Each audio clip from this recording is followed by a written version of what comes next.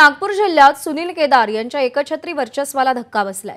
नागपूर ग्रामीणच्या 6 विधानसभांपैकी 5 विधानसभेवरती महाविकास आघाडी पराभूत झाली आहे। सावनेरमधून भाजपचे नेते आशिष देशमुख यांचा दणदणीत विजय झालाय। सुनील केदार यांच्या पत्नी अनुजा केदार यांचा पराभव झालाय। झुंडशाहीला सावनेरचे मतदार कंटाळले अशी प्रतिक्रिया आशिष देशमुख यांनी दिली आहे। नागपूर जिल्ह्यामध्ये सर्वांचं लक्ष लागलं होतं ते सावनेर विधानसभा मतदारसंघाच्या निकालाकडे आणि भाजपचे आशिष देशमुख यांनी इथे मोठा विजय मिळवलेला आपण बघू शकतो की त्यांच्या कार्यकर्त्यांसह ते इथे जल्लोष करताना पाहायला मिळत आहे आणि त्यांच्या पत्नी देखील सोबत आहे। एक मोठा विजय काय सांगाल, एक मोठ्या शक्तीला हरवताना किती कस लागला?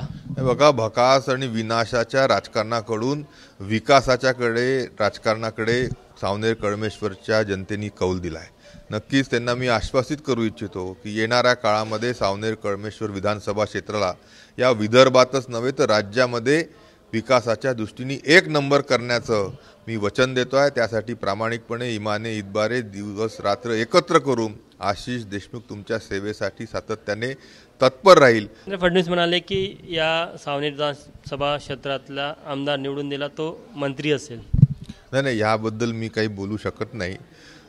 या जनतेने दिलेल्या आशीर्वादाला खऱ्या अर्थाने मी नतमस्तक होतो, जनतेला नतमस्तक होतो आणि त्यांच्या सेवेसाठी मी इमाने इतबारे काम करील हेच त्यानिमित्ताने सांगतो। लाडक्या बहिणी मोठ्या संख्येने भाजपच्या पाठीमागे उभे राहिल्याचं पाहायला मिळतं आजच्या निकालात। नक्कीच, आणि लाडक्या बहिणी तसंच मी तुम्हाला आधीच्या इंटरव्ह्यूमध्ये सांगितलं की ते खुशीत होते आणि आता तर एकदम मन त्यांना असं भरून आलं असेल की सगळे भाऊ जिंकून आलेत, सगळे लाडके भाऊ जिंकून आलेत। सावनेरच्या लाडक्या बहिणीचे लाडके भाऊ जिंकून आले असं म्हणायचं? हो नक्की।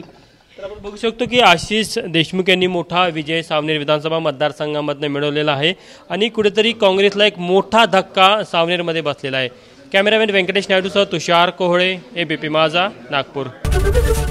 एबीपी माझा, उघडा डोळे बघा नीट।